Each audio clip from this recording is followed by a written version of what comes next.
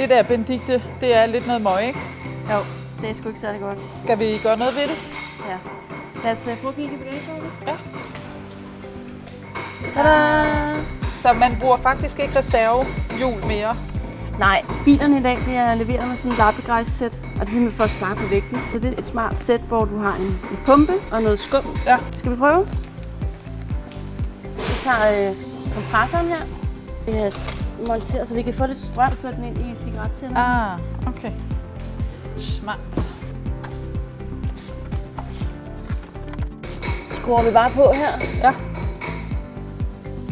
Og så i første omgang, så giver vi egentlig bare dækket her noget luft. For at se, om det egentlig bare har tabt luft. Præcis, det Okay. kan jo bare være, at det har stået over natten eller et eller andet og tabt luft. Ikke? Ja. Så er det simpelthen bare at trykke på den her knap her.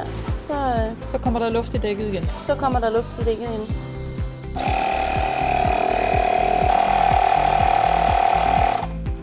Og så kan man så holde øje med her, hvor mange bar der er i hjulet. Hvad skal den op på? Og den skal op mellem 1,8 og 3,5 bar. Okay. Og så kan du faktisk køre op til 200 km.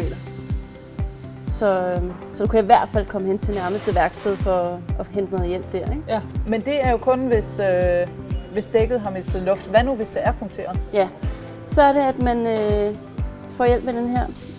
Og det er sådan en slags skum, som man puster ind i hjulet. Okay. Det man gør, det er, at man hiver den her slange ud, og så sætter du denne her slange ind i stedet for, Ja. som er det her skum her. Ja. Og så sætter du den her ventil på her, Okay. og så tænder du igen. Ja.